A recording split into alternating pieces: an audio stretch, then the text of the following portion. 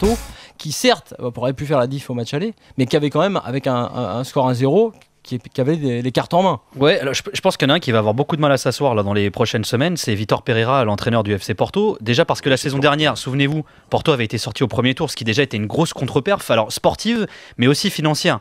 Ensuite, cette saison, on pensait qu'il avait un peu appris avec les erreurs du passé, il se fait sortir là face à Malaga. Alors, à Porto, il n'y avait pas de suffisance en regardant Malaga, mais Porto a quand même le plus gros budget du football portugais, le plus gros budget de l'histoire du football portugais, ce qui est un peu paradoxal quand on connaît la crise que traverse le pays et le football au Portugal également, plus de 100 millions d'euros. Ils se font sortir par un club qui la saison prochaine sera peut-être plus en Coupe d'Europe parce qu'ils n'arrivent même pas à payer leurs joueurs. Enfin, si tu veux, symboliquement déjà, c'est très fort. Et surtout, alors Vitor Pereira, c'est le fait qu'il déclare en début de match, je vais pas la jouer défensive, il aligne Defour plutôt que James au coup d'envoi, on n'a pas compris. Que James, il veut qu'on l'appelle James. Ouais, bah en Argentine, il l'appelle James pour le coup. Mais, non mais lui il veut qu'on l'appelle James, ça, je confirme. On l'appelle James. Defour, il a eu 2 cartons. Et justement, alors Defour qui joue à sa place, il prend 2 cartons jaunes, il se fait exclure en plus en tout début de seconde période. Moutinho, il n'y a rien à dire là-dessus. Hein. Non, Moutinho qui se fait sortir à la mi-temps, on sait pas pourquoi encore l'info. Non, alors justement, les infos que j'ai eues, oui. Parce qu'il était blessé avant le match. Douleur. Bah, il était forcé et il a eu mal quoi.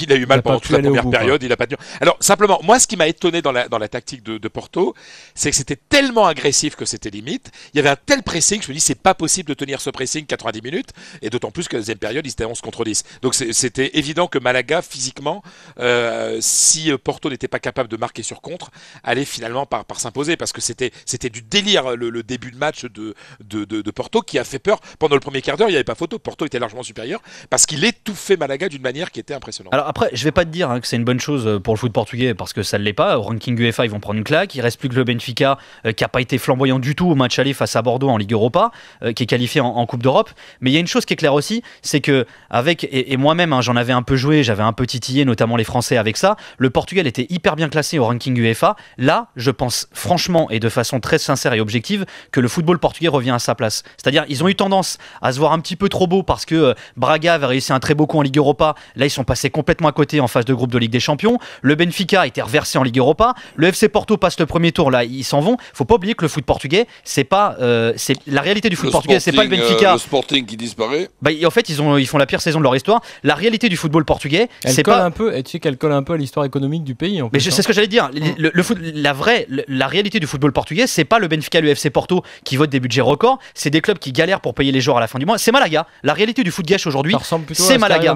C'est Malaga. Alors rappelle pour ceux qui connaissent pas Fred que Malaga effectivement avec son propriétaire, parce que en France, avec le propriétaire qatari en France, on a l'impression que pour le PSG c'est une manne absolue. Et il se trouve que ça l'était au départ là-bas aussi. Hein. Oui, bien sûr, et que Malaga a eu avant un propriétaire qatari, enfin qui a toujours. Non, il est toujours. Il paye pas les factures, il paye pas des transferts. Les primes. Il paye pas les primes, il paye pas les salaires. Et surtout, il paye pas des transferts. Il y a des retards. D'où le fait que ils sont pour l'instant suspendus de Coupe d'Europe pour la saison prochaine et peut-être même pour une deuxième saison, mais ça c'est pas encore décidé.